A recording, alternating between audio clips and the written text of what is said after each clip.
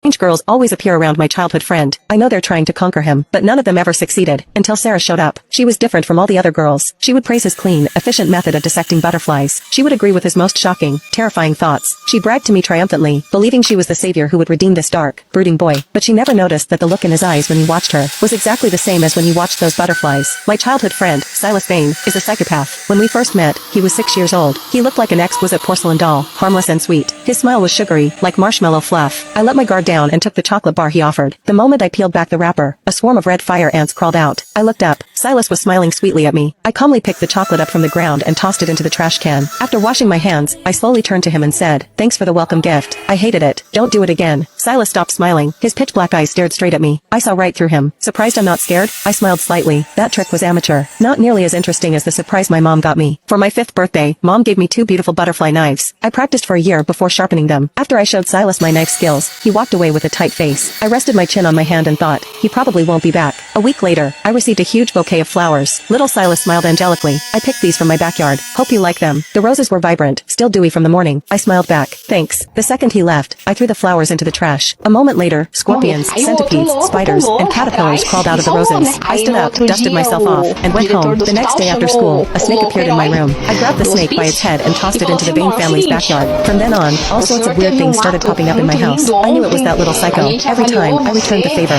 Until one day, Silas invited me to his house. His room had an entire wall filled with butterfly specimens. Silas's voice came from behind me. "Isn't it beautiful? Beautiful things in this world are fleeting, but there's always a way to make them eternal. Specimens preserve the beauty of butterflies forever, keeping them in their most stunning moment." I took a sip of my milk and said flatly, "But they lost their freedom. What does that matter?" Little Silas laughed, his voice full of childish innocence. "As long as they can stay with me forever. Don't you think so, Joe?" I didn't answer him. I closed my eyes and collapsed to the floor. After a long silence, a delighted laugh rang through the air. "Now, you're mine too." He hummed a happy tune, took the syringe from a drawer, and crouched beside me. The next second, I flipped over, pinned him down, and snatched the syringe. I pressed the needle against Silas's neck, looking down at him. "You want to turn me into a specimen too? Don't you want to be with me forever, Joe?" He blinked, not feeling a shred of guilt. I hauled him up, slammed him against the wall, and beat him up. Only after dunking his head into the bathtub for the 3rd time did I let go. I said coldly, "Don't cross my line, little psycho." Silas pushed his wet hair back, revealing a pair of beautiful eyes that shone with terrifying brightness. He actually started laughing happily. "Joe, I like you so much. I don't want a specimen anymore. I want a living Joe. Let's be friends forever, okay? We'll even die together. Get lost." I'm not dying. Since then, I've been stuck with this little psycho. But over the years, I noticed something amusing. Strange girls would always appear around Silas, stay for a while, and then disappear. Later, I found out they were trying to conquer him. Like a game, but no one ever succeeded. Except for Sarah. She stayed by Silas's side the longest. Maybe because she was the most unique of them all. That day, I walked past the flower bed and saw Silas